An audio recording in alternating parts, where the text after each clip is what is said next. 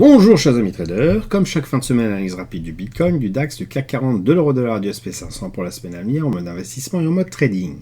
On commence tout de suite avec le calendrier économique de la semaine à venir où on a deux news assez intéressantes qui peuvent engendrer de la volatilité, notamment mercredi 11 septembre vers 12h30, l'indice des prix à la consommation qui est un indicateur avancé sur ce que pourrait faire la Fed sur les taux, toujours intéressant à suivre. Et puis pour la zone euro, jeudi en tout début d'après-midi aussi, donc la décision sur les taux qui là va certainement engendrer pas mal de volatilité, en tout cas sur l'euro, au dollar ou toutes les monnaies qui sont liées à l'euro. Allez, on commence tout de suite avec le Bitcoin exprimé en euros. Donc j'ai mis volontairement sur une base mensuelle. Alors, le volume par prix n'est pas propre forcément, parce que bon, j'ai pas l'abonnement sur ce type de titres. Je préfère trader moi les ETF que le Bitcoin en direct. Pour autant, ceux qui tradent le Bitcoin, ce qui est intéressant de voir, c'est que malgré les volatilités qui ont bougies, les mèches de bougies, la volatilité qu'on a pu rencontrer surtout au mois d'août, eh bien, on s'inscrit toujours dans une tendance haussière avec un RSI au-dessus de 50, un stochastique au-dessus de 50 aussi, certes, même s'il fait une baisse indiquant par là même une consolidation. Donc on reste dans une tendance haussière et voilà, plus on va se rapprocher du temps, plus on va se mettre à confondre finalement le mouvement du train, son ensemble, et le mouvement de la mouche qui est en train de virevolter au sein du train et qui, du coup, n'est pas forcément très intéressant. Et pour autant, c'est ce qui est en train de se passer. Il faudrait que je fasse un article sur le blog là-dessus.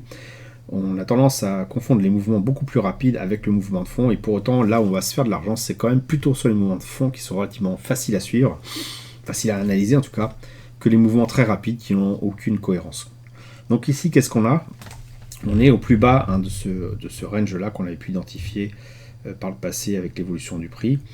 Et donc c'est un point d'entrée relativement intéressant parce que comme on est en tendance haussière long terme, qu'on envisage que le prix va certainement continuer, se mettre au plus bas d'un range, c'est se donner une forte probabilité que le prix évolue au-dessus, donc d'être en position confortable sur le long terme.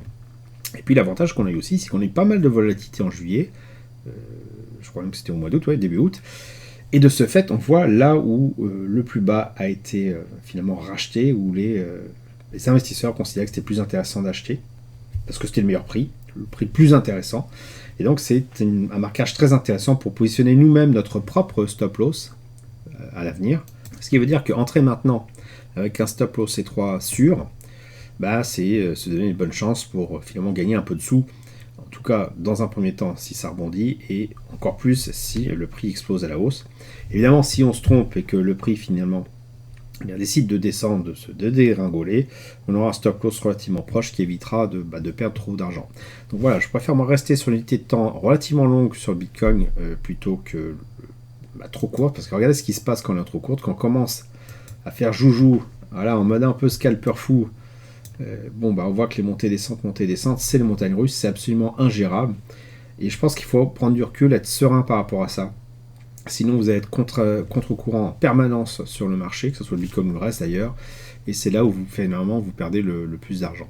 Si on regarde à présent le DAX, là encore, on est en journalier, on voit qu'on a beaucoup d'oscillations. Pour autant, les carrés qui sont marqués là sont tracés en unité de temps supérieure. Ils sont marqués en weekly. Et là, c'est beaucoup plus clair. On voit qu'on évolue avec le pic de volume par prix ici et les creux de chaque côté. Et bien au sein d'un range là qui a l'air de tenir, finalement, on a atteint le plus bas. On l'a percé effectivement pendant la période un petit peu folle où on pensait que c'était la fin du monde. Donc c'est un bon indicateur ça pour voir avec le plus bas ici où mettre notre stop loss, un petit peu en dessous. Et là, entrer en position, c'est pas forcément le meilleur moment. Je pense que le meilleur moment pour entrer en position à la hausse, parce que là encore, sur le DAX, en unité de temps mensuelle, on est très haussier, regardez, on a un RSI au-dessus de 50. Il s'y maintient. En weekly, c'est à peu près la même chose. Hop, je fais apparaître ici aussi. On est déjà en weekly, je suis bête.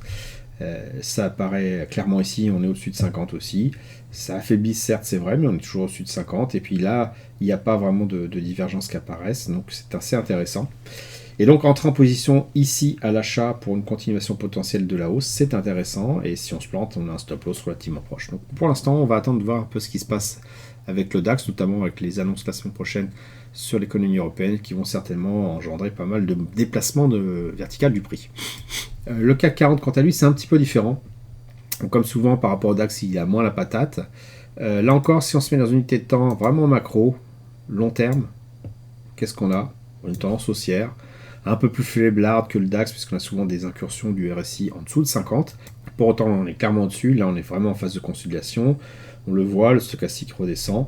C'est pas forcément la fin du monde, hein. Regardez, il n'y a pas non plus de divergence haussière. Pourquoi, ou baissière plutôt. On a un nouveau plus haut au niveau du prix hein, sur le mensuel qui fait un plus haut. Ok, et puis pareil pour le RSI, donc pas de divergence ici pour l'instant. C'est pas pour moi dramatique. On sent que c'est faiblard, mais c'est pas dramatique. Et puis maintenant qu'on se rapproche en unité de temps plus courte, on voit effectivement que c'est beaucoup plus faible, qu'on est en phase de latérisation parce qu'on a le RSI qui lui fait joujou de part et d'autre de la zone des 50. Il a même rebondi dessus une fois, deux fois. C'est relativement même baissier, je dirais, sur l'unité de temps weekly. Et donc on a de fortes probabilités que ce que j'indiquais comme scénario là, finalement, on puisse tout décaler, hein, qu'on mette ça ici, qu'on ait quelque chose un petit peu plus comme ça, quoi. Un RSI qui passe en dessous de 50, qui finalement rebondit dessus et donc part à la baisse. Donc tout ça pour moi est assez baissier, en tout cas sur les quelques jours, voire semaines à venir, c'est baissier. Donc j'envisage plutôt de le shorter avec du BX4 par exemple, on ne va pas faire ça sur du très longtemps. Et puis quand on sera au plus bas du range en cours, donc le range en cours, on pourrait plutôt le matérialiser avec quelque chose comme ça. Quand on sera au plus bas, donc dans cette zone-là, on verra comment se comporte, à ce moment-là on leur parlera hein, dans la vidéo, le RSI en mensuel, mais ça sera potentiellement un point d'entrée intéressant sur le CAC 40, hein, de pouvoir rebondir à la hausse, comme ceci, avec un stop loss qu'on pourra envisager. Alors là c'est pareil, hein, il suffit de regarder un petit peu ce qui s'est passé précédemment. On voit que les points ici ont tenu, et donc un stop loss là, on a un pic de volume par prix, donc bon, le mettre par exemple ici serait tout à fait cohérent. Hop, je vais changer la couleur. Voilà, donc on n'y est pas encore. Pour l'instant, j'envisage plutôt du BX4 sur la semaine prochaine. Envisager une descente la semaine prochaine. Et puis d'attendre de voir ce qui se passe ici pour envisager, pourquoi pas, une reprise sur vraiment le plus long terme à la hausse.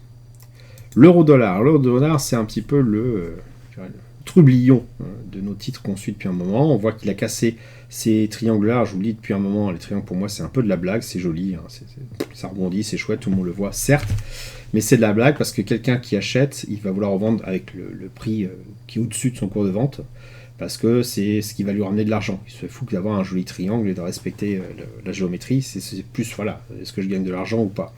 Donc les points d'entrée et de sortie sont très importants. Et aujourd'hui, ce qui les matérialise, c'est quand même les pics de volume par prix et les creux de volume par prix. Aujourd'hui, on va se mettre en mensuel. Ça fait des années, des mois, des années que je vous dis que c'est tendance baissière. On a le RSI qui est en dessous de 50 qui s'y maintient. Donc là, on est un peu au-dessus, mais vraiment, on voit que la zone des 50 de l'euro-dollar, bon, ça peut parfois sortir jusqu'à 58. Là, on est loin de 58, on est vraiment 52, on est très proche du 50. On est sur quelque chose qui est en haut d'une baisse, je dirais. Si vraiment on devait voir ça comme ça, on pourrait l'envisager de cette façon-là. C'est-à-dire là, on a une tendance de fond baissière. Là, on a atteint les plus hauts, on a mordu la ligne. Hein.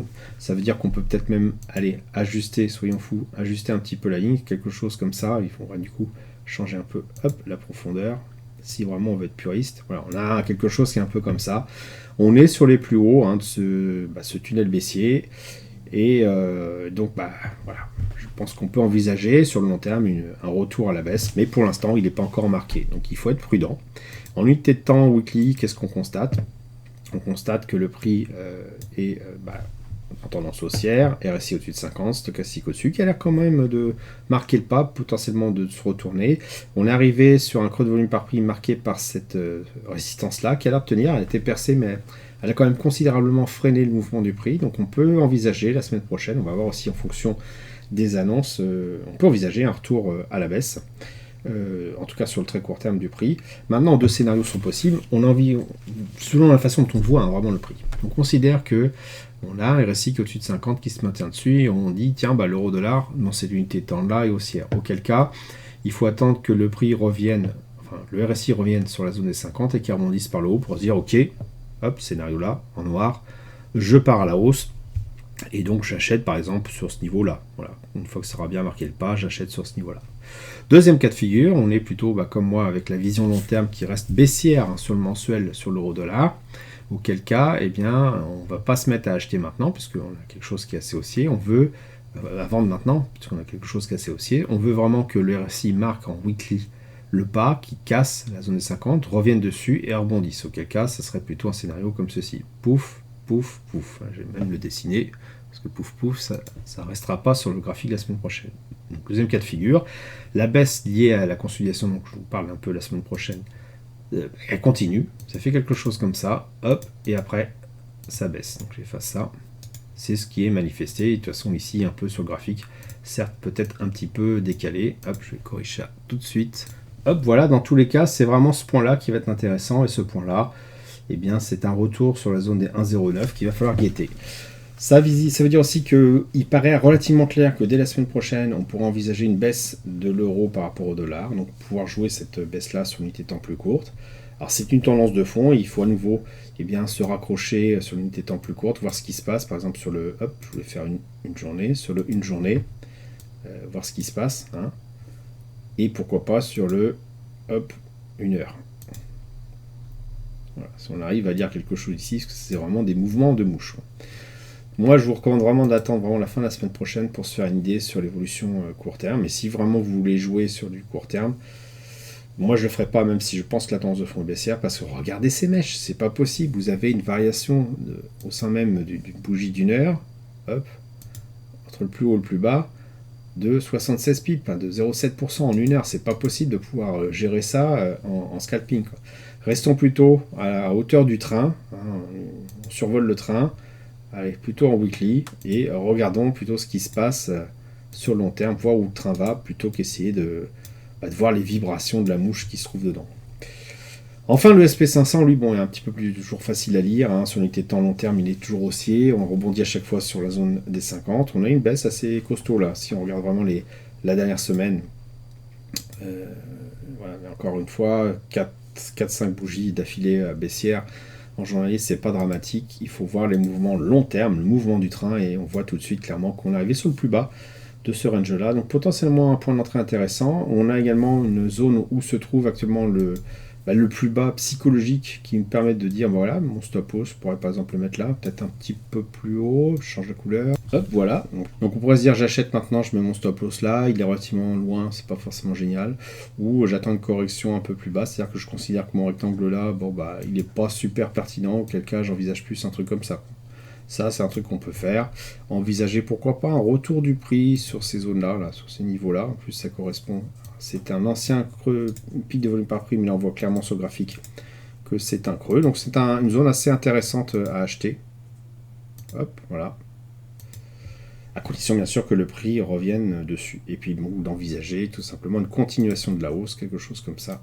Et qui continue, pourquoi pas, après, quoi.